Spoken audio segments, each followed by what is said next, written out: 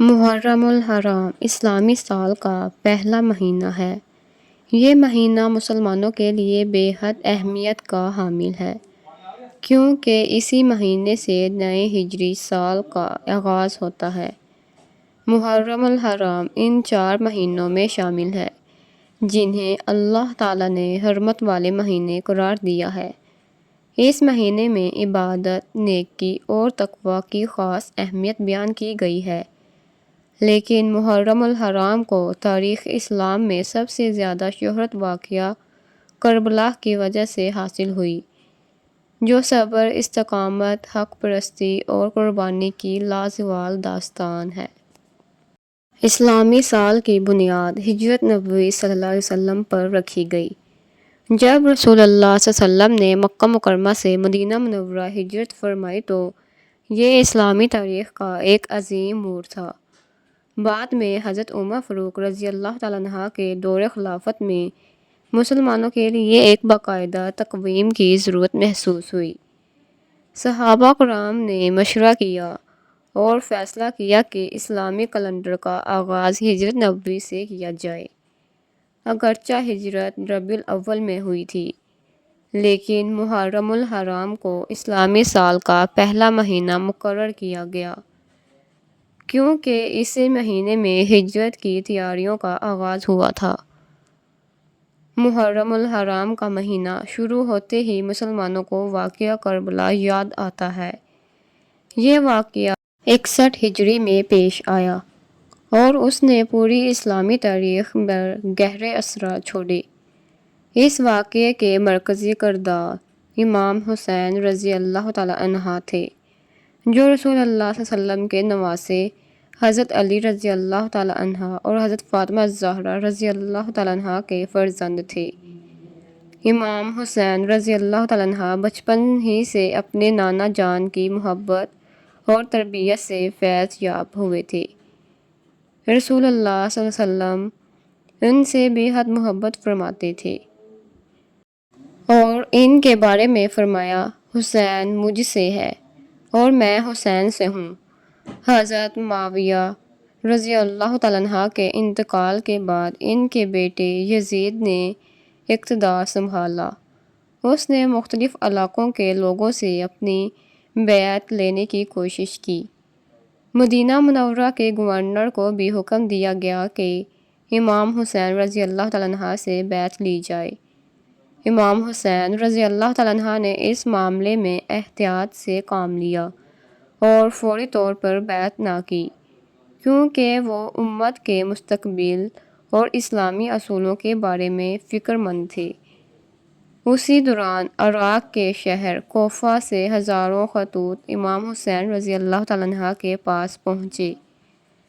ان خطوط میں اہل کوفہ نے درخواست کی کہ آپ کوفہ تشریف لائیں، ہم آپ کی حمایت کریں گے اور آپ کی قیادت قبول کریں گے۔ امام حسین رضی اللہ تعالیٰ عنہ نے حالات کا جائزہ لینے کے لیے اپنے چچا زاد بھائی حضرت مسلم بن عقیل رضی اللہ تعالیٰ عنہ کو کوفہ بھیجا۔ ابتدا میں اہل کوفہ نے حضرت مسلم بن عقیل رضی اللہ تعالیٰ عنہ کا بھرپور استقبال کیا اور ان کی بیعت کی، لیکن جب حکومتی دباؤ بڑھا تو بہت سے لوگ پیچھے ہٹ گئے۔ آخر کار حضرت مسلم بن عقیل کو شہید کر دیا گیا۔ امام حسین رضی اللہ تعالیٰ عنہ اس وقت مکہ مکرمہ سے عراق کی طرف روانہ ہو چکے تھے اور راستے میں انہیں حضرت مسلم کی شہادت کی خبر ملی۔ اس خبر کے باوجود امام حسین رضی اللہ تعالیٰ عنہ نے سفر جاری رکھا۔ ان کے ساتھ ان کے اہل خانہ، بچے اور وفادار ساتھی بھی تھے۔ جب یہ قافلہ کربلا کے میدان میں پہنچا تو وہاں حکومتی لشکر نے انہیں روک لیا۔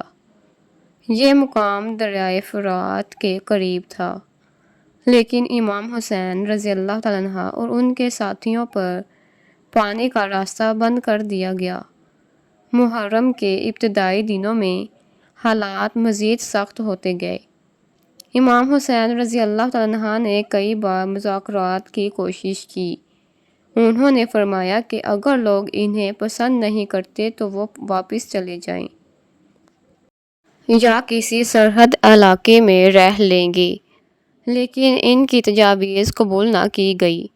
7 محرم کے بعد پانی کی قلت شدید ہو گئی۔ بچوں کی پیاس ناقابل برداشت ہو چکی تھی۔ خیموں میں موجود خواتین اور بچے پانی کے ایک ایک قطرے کے لیے ترس رہے تھے۔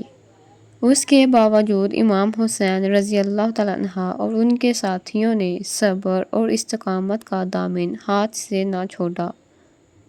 9 محرم کی رات امام حسین نے اپنے ساتھیوں کو جمع کیا اور فرمایا کہ دشمن صرف مجھے چاہتا ہے، جو جانا چاہے چلا جائے، لیکن ان کے وفادار ساتھیوں نے جواب دیا کہ ہم آپ کے ساتھ کبھی نہیں چھوڑیں گے۔ انہوں نے عہد کیا کہ آخری سانس تک حق کا ساتھ دیں گے۔ 10 محرم یوم عاشوراء کی صبح ایک فیصلہ کن دن کے طور پر طلوع ہوئی۔ امام حسین رضی اللہ تعالیٰ عنہ نے نماز ادا کی اور اپنے ساتھیوں کو صبر اور استقامت کی تلقین کی۔ جنگ شروع ہوئی تو امام حسین رضی اللہ تعالیٰ عنہ کے ساتھی ایک ایک کر کے میدان میں اترتے اور بہادری سے لڑتے ہوئے شہید ہوتے گئے۔ امام حسین رضی اللہ تعالیٰ عنہ کے اہل بیت کے نوجوان بھی میدان میں اترے۔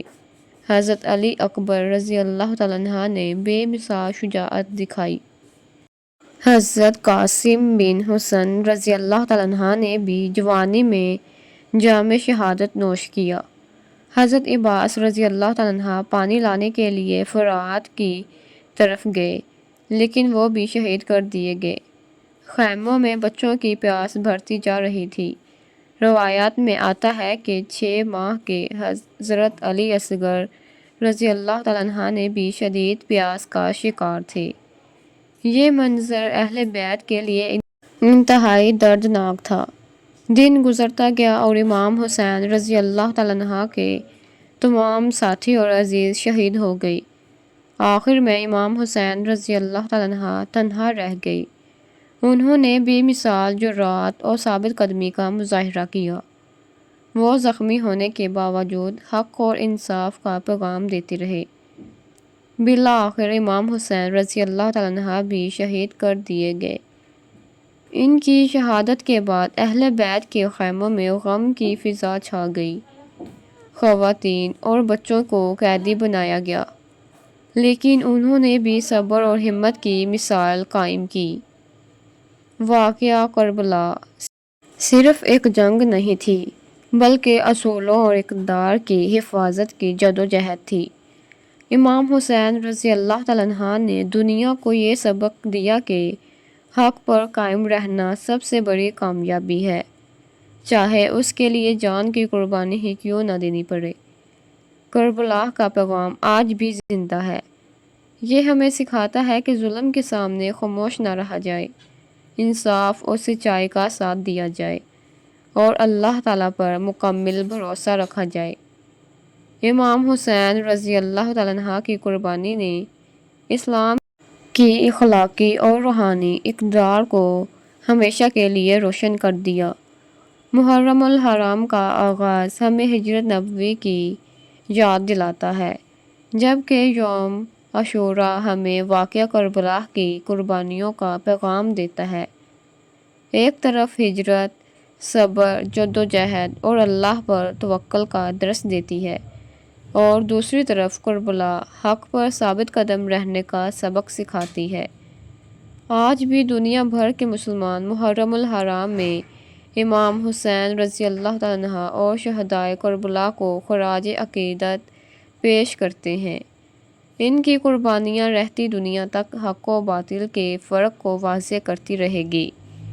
کربلا کی داستان صرف ماضی کا واقعہ نہیں، بلکہ ہر دور کے انسان کے لیے ایک زندہ پیغام ہے کہ سچائی، عدل اور دین کی سربلندی کے لیے ہر قربانی دی جا سکتی ہے۔ اللہ تعالیٰ ہمیں محرم الحرام کی برکتوں سے فیض یاب فرمائے۔ امام حسین رضی اللہ تعالیٰ عنہ اور اہل بیت اطہار کی محبت نصیب فرمائے۔ اور ان کی سیرت سے سبق حاصل کرنے کی توفیق عطا فرمائے، آمین۔